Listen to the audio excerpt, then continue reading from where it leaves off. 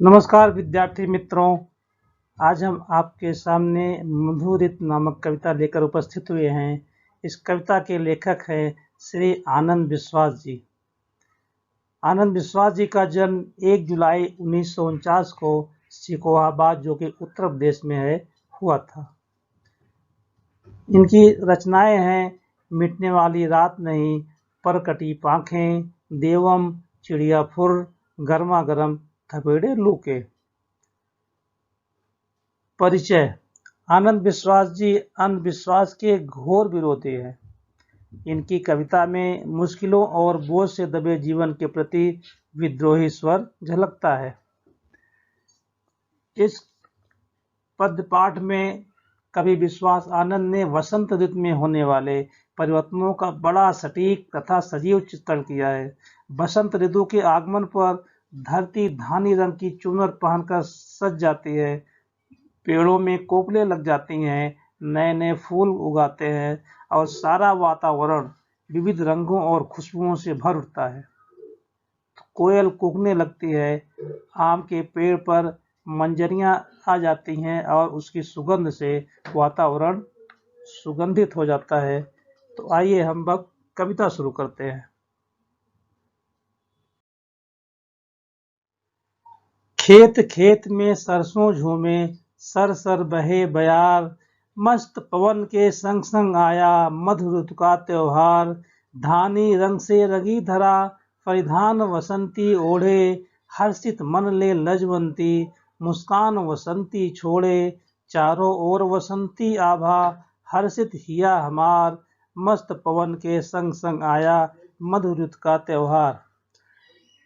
कवि का कहना है कि खेतों में सरसों की फसल लहलहा रही है, चारों तरफ हरियाली है और सर सर करती हुई हवा भी बह रही है।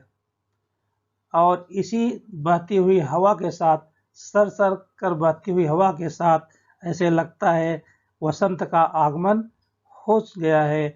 और वसंत के आगमन से धरती धानी रंग से रंग उठी है। उसमें वसंत ऋतु के बसंती रंग का परिधान ओढ़ रखा है। शर्मीली धरती का रंग और भी वसंती हो गया है। चारों ओर वसंती की आभा, चारों तरफ वसंत की आभा देखकर कवि का मन हर्षित हो गया है।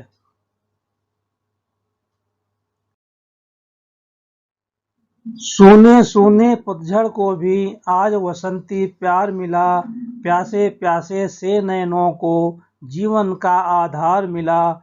मस्त गगन है, मस्त पवन है, मस्ती का अंबार, मस्त पवन के संग संग आया मधु ऋतु का त्योहार।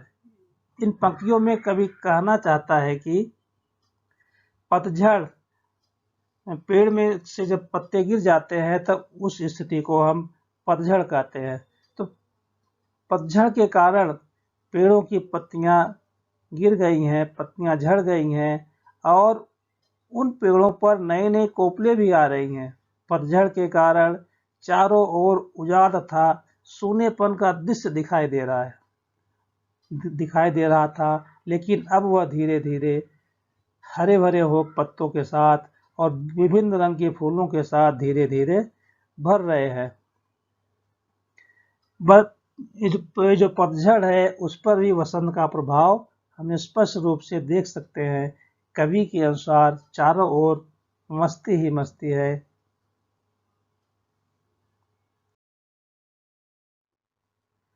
ऐसा लगे वसंती रंग से धरा की हल्दी आज चढ़ी हो, ऋतु राज ब्याहने आ पहुंचा, जाने की जल्दी आज पड़ी हो। और कोकिला कूक कूक कर गाए मंगल जो नार, मस्त पवन के संग संग आया मधु ऋतु का त्योहार। कवि कल्पना करता है, कवि कहना चाहता है कि जैसे लग रहा है कि धरती पर हल्दी का रंग चढ़ गया हो, चारों तरफ पीला ही पीला दिखाई दे रहा हो। ऐसे लग रहा है कि धरती से ब्याह करने वसंत ऋतु का आगमन हो चुका है। वसंत ऋतु धरती से ब्याह करने आ पहुंचा हो और धरती भी दुल्हन की तरह सज धज कर ससुराल जाने की जल्दी में हो।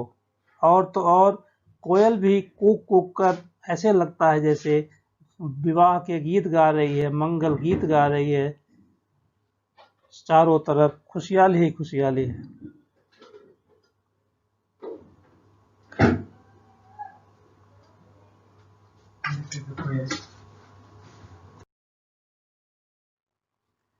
पीली चूनर और धरा अब, कर 16 सिंगार चली। गांव गांव में गोरी नाचे, बाग बाग में कली कली।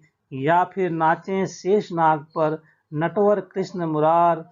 मस्त पवन के संग संग आया, मधु ऋतु का त्योहार।